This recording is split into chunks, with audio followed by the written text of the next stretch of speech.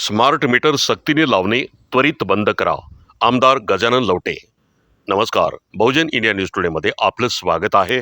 जाणून घेऊया ताज्या घडामोडी। अंजनगाव सुरजी महाराष्ट्र वीज वितरण कंपनीद्वारे स्मार्ट मीटर ग्राहकांना न विचारता मीटर लावणे सध्या जोरात सुरू आहे। अशा अनेक तक्रारी दर्यापूर विधानसभेचे आमदार गजानन लवटे यांच्या कार्यालयात दाखल झाल्या होत्या। त्यामुळे आज दिनांक 6 ऑगस्ट 2025 रोजी दुपारी 1 वाजता त्यांच्या जनसंपर्क कार्यालयात अंजनगाव सुरजी येथे महावितरण कंपनीचे कार्यकारी अभियंता श्री अंधारे साहेब, तहसीलदार पुष्पा सोळंके तसेच आमदार गजानन लवटे व तक्रारकर्त्यांची बैठक घेण्यात आली। यावेळी नागरिकांच्या तक्रारी ऐकून घेण्यात आल्या।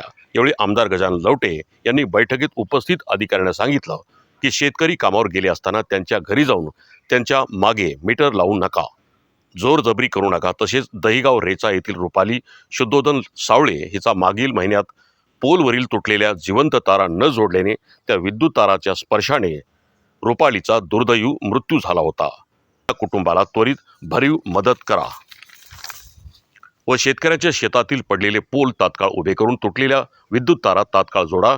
तसेच स्मार्ट मीटरद्वारे ग्राहकांना आकारण्यात आलेले अव्वाच्या सव्वा वीज बिल त्वरित कमी करा। खराब असलेले मीटर ते तात्काळ दुरुस्त करा अथवा बदलून द्या, असे महावितरण कंपनीच्या अधिकाऱ्यांना आमदार गजानन लवटे यांनी सूचना दिल्या।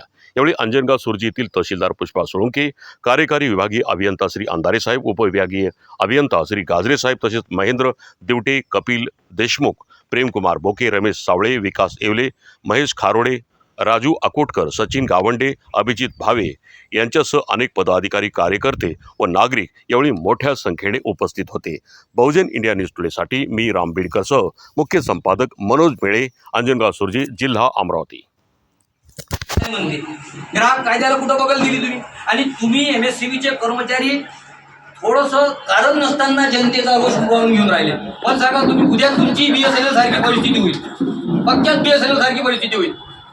कारण दोन उद्योगपत्यासाठी काम करून राहिले का, गोरगरीब पाळून राहिले का तुम्ही? हा नुकताच बहुजन समाज हा आताच प्रकाशात आला, म्हणून अभ्यास करून राहिला म्हणून सिस्टीममध्ये येऊन राहिला।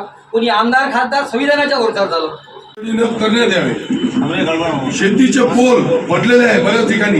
आता शेती आम्हाला अपील आहे त्याची दुरुस्ती, जसं आता एखाद्याची दुरुस्ती असते, आता ते मला नाही वाटत त्यांचा 28,000 बिल असेल, तर त्याची दुरुस्ती तुम्ही जर वेळेवर करून दिली।